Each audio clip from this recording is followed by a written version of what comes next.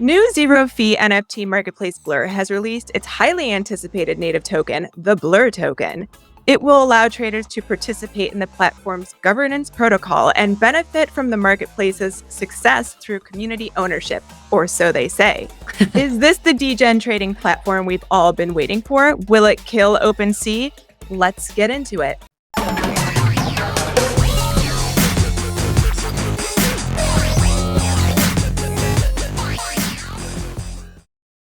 Welcome back, Degens. Before we dive in, let me remind you to like and subscribe if you're into NFTs and want to hear more about emerging Web3 products and projects. All your likes, comments, and subscribes mean so much to us and they keep us going. So if you enjoy this content, do remember to do those things and show us some love. So what is Blur all about? Well, it was designed with pro traders in mind, and it's been generating a lot of buzz on Twitter. Some people are even calling it a real threat to OpenSea. OpenSea. Because let's be honest, we've all experienced the frustration of dealing with OpenSea's downtime and other technical issues. I'm going to shrink you. Blur has also been seeing some serious trading volume in the past week. Blur has surpassed OpenSea in volume this past week, which is crazy. So it's officially knocked OpenSea out of the top spot. Is it going to stay there? We don't know yet. We will find out soon. But there are a few fails, like the fact that the UI isn't mobile compatible. However, the founder has explained that this was a deliberate decision, as they are targeting pro traders who tend to use desktop devices. And I'm sure it's not because they just don't know how to do mobile first responsive design and cut UX pros out of the design process. Also, the platform's royalty optional marketplace has sparked debate among creators and marketplaces. Let's take a look at their war strategy to bring down OpenSea. The royalty option chart for creators to look at. It's not a war strategy, right? So they have recently posted this. This is on Mirror. They wrote a little blog article about why they are doing what they are doing. And they said it wasn't their goal to force users to either use OpenSea or Blur, but because OpenSea is already blocking content creators from earning royalties if they put their stuff on another platform, that they have to do it in return until OpenSea bends and they both decide that they will allow full royalties on both platforms. But until then, this is what they've come up with. I'll put it on screen so you guys can read it. There's option 1, the no block. Option 2, you can block Blur. Option 3, you can block OpenSea. And the option 4 is not available yet. That's where neither platform blocks. And that is what they claim that they are trying to get at, which, do we believe that? I don't know, but that's what they say, right? So how does Blur reward its users? Well, that's where the Blur token comes in. This token will be used as the marketplace's governance token, giving users a say in the platform's future direction. And if you're a pro trader who engages in high volume trades frequently, you'll be pleased to know that holding Blur can earn you rewards. What the F are those rewards? We don't know yet. So this is still pretty degen. Okay. I did watch an interview with Pac-Man, who's one of the founders, where he also said that the platform itself collects no fees. They will only be earning money via the Blur token, which is interesting tokenomics. So again, we don't know how this is going to go, but time will tell. Now, there have been some controversies surrounding Blur, like not dropping the tokenomics white paper until the moment of token launch, which, by the way, that white paper is linked in the description box below if you want to read it. And the fact that US citizens are geo-blocked from claiming tokens, although I've heard some rumors of some people getting around this with a VPN. Blur is operating out of the British Virgin Islands, if you're curious. I'm sure that's fine, right? Let's talk about Blur's tokens. So currently there is a 12% airdrop that traders can claim now if they've been using the platform over the past few months. 40% of all tokens will be released in 1 year, followed by 30% in year 2, 20% in year 3, and 10% in year 4. And the total supply is set at 3 billion tokens. It's become an all-out chode fest on Twitter with people showing off just how much Blur they were airdropped for their activities on the platform over the past few months, which has contributed heavily to the buzz around this platform. And well, the chart looks like it's off to a bit of a rough start. But why don't we just take a look at the site and go through it? And I'd Yeah. love to hear your opinions about it and also the opinions from our audience and what they think about Blur and if they have been using it. So I have queued up here the website. This is blur.io. Totally different looking layout than OpenSea. I do like the dark. I do like the dark with the orange matrixy vibes. And they've got listed here that 0% market fees. And right now, about 150,000 total users in the system, which honestly it seems kind of low considering all the buzz I've been hearing. But I guess see how this continues to grow. One thing that's interesting about this is that there is no link to the white paper that I can see on the actual site, which seems a little sus to me. I had to go digging to find it, and they had posted it somewhere. Somebody else had posted it somewhere on Twitter, and that's how I came across it. But don't you think that's a little strange that it's not It's actually nowhere. Not that I can see. There's no like about section or anything. Nothing in the footer. Interesting. I mean, whatever. I've But- only pulled this site up once when it became so buzzy. I'm like, I should look into this and figure it out. And then I didn't because I knew you were going to talk about it. Yeah. So I'm very curious to know more about the site. I saw an API link. What does that do? I'm curious, but you know me. Gonna obviously ask about APIs. I mean, obviously, nerd. On the site, if you've been using it for the past 3 months, this is where you can come in and claim that Blur. There's a leaderboard in here where you can see the wallets that have received whatever amount of tokens depending on their activity. There's this idea map page, which looks really slick. And to be honest, I have no idea what this is about, but I love it. I wish I knew. it looks, I mean, looks cool. You connect your wallet, which I've already done here, and then you can come into the pro trading interface. And this is where I'm going to do this and just show how bad this responsive design is. Yikes. This is real bad. So again, they said that they did this because of the fact that this site is tailored towards pro traders, and they probably wouldn't be doing pro trading on a mobile device. That sounds a little bit like a lazy responsive. I don't want to do responsive design response. And then also I found on Twitter this guy who figured out that if you close like the screen smaller and larger, you can get around the geo block, which means that they programmed it in the front end, which just further reiterates to me that their front end dev skills are not genius level.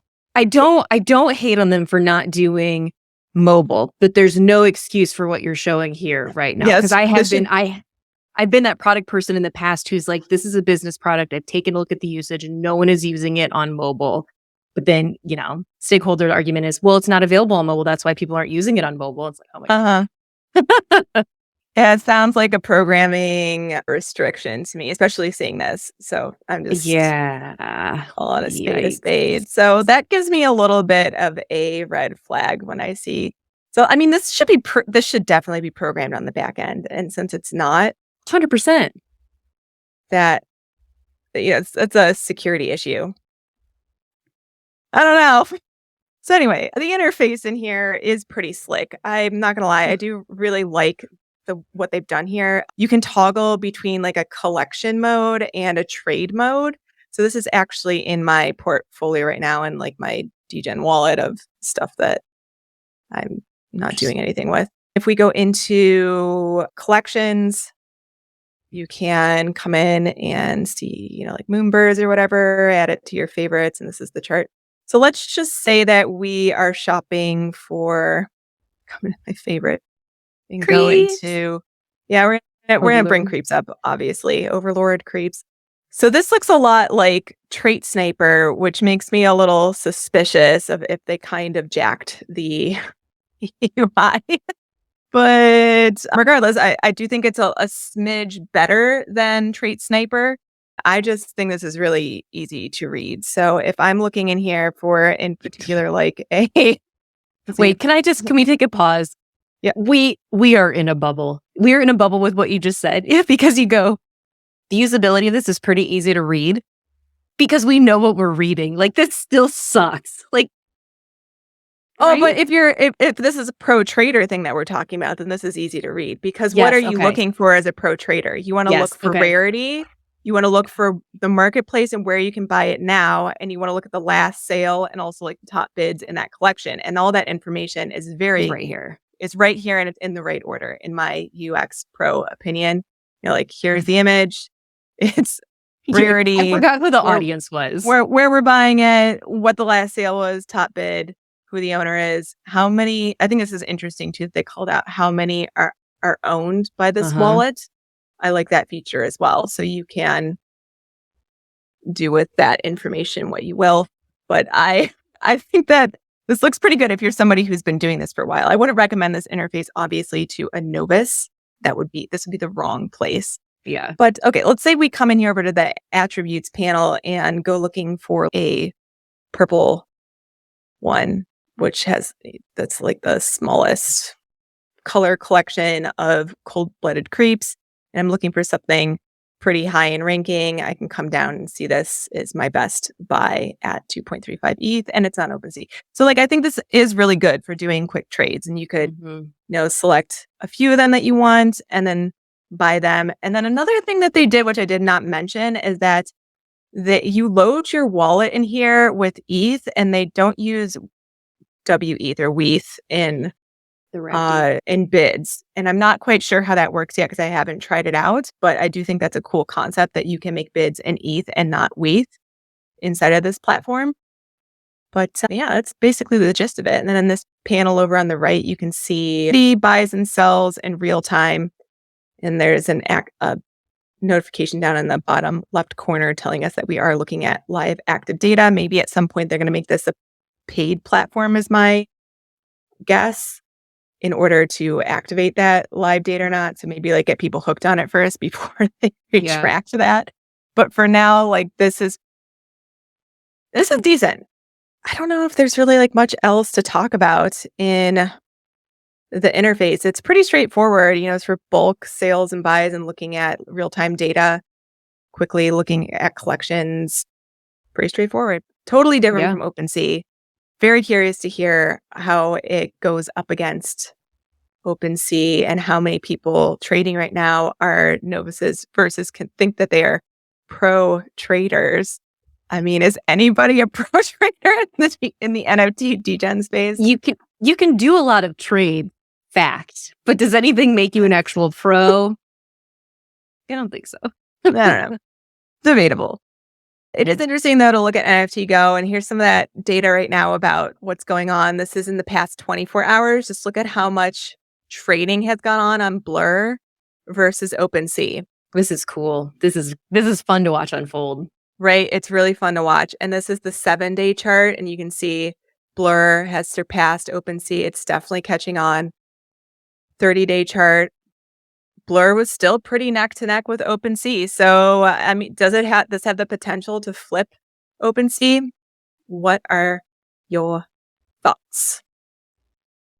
I think that people are definitely looking for a new platform for sure. I think that having all that information there is amazing.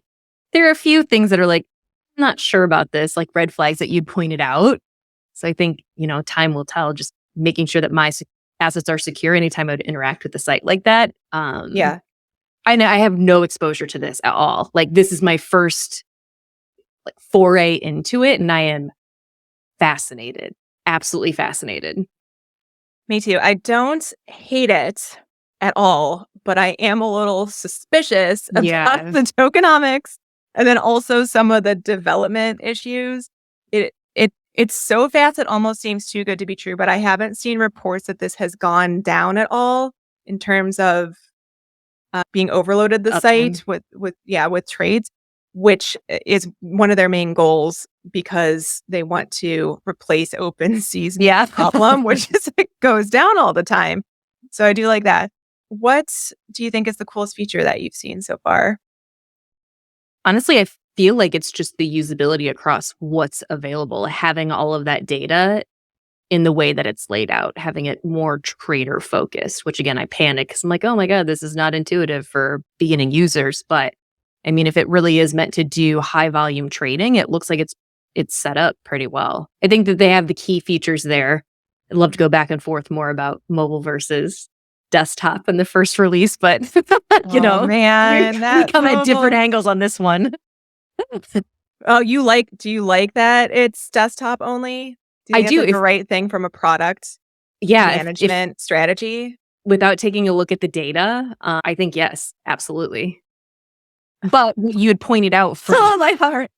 What you just pointed out, though, from minimizing the screen, that it takes away whatever that was. That's a big issue. That's not trivial for sure. Yeah, but I think that they are right though. If this is a trading sort of interface, not optimizing for mobile initially, yeah. I guess. And then the argument could be made once they have more than 150,000 users to figure out how to do the mobile, in which case I would highly encourage them to most definitely bring on usability experts because that is a giant nut to crack. See, here's a usability expert problem is you have used that, you loaded your ETH into their system and you want to make a bid and you're on the go and all you have is your mobile phone. How are we going to do it right now? Your ETH is locked into their system. Mm-hmm. I mean, I feel like that's the way that most people are interacting with buys and trades on the go today anyway. You have to have access to a burner wallet, and then it goes into how do you set up your assets to make them, secure while also giving you the ability to access them at the time in which you need. It's a big problem in Web3. Well, that's my main criticism for why the UX needs fixed on mobile is just that if you've locked my money, my ETH into your platform, and I cannot make a trade on the go and it's locked in there because I cannot use the interface in my mobile device, we've got a problem. That is also no different than how the banking and financial system works today in traditional finance. Touché. This is a fun debate between two fiery pros.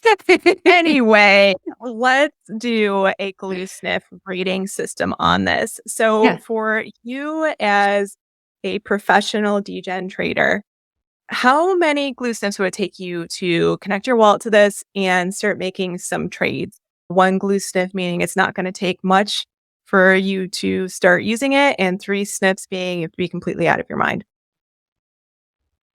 I'm feeling spicy today. I think it's a 1 glue sniffer. And I say that knowing that I can set up a burner wallet, throw in some low value assets and start to play with the platform that way. So under those circumstances, I'm a 1 glue sniffer. Don't ask me to connect a blue chip wallet to this right now though, because that would take 3+. Fair. I would agree with that assessment. If I'm going to I can't lie. It was so easy to use. Like I'm already started messing around in there, looking at things that I was interested in buying. And I'm like, well, it would be so easy to click this checkbox and do it. So probably a 1 sniff for me too, despite all my criticisms. And that is the show for the day, everyone. So thank you for tuning in. Tune in next time and tell us what you think.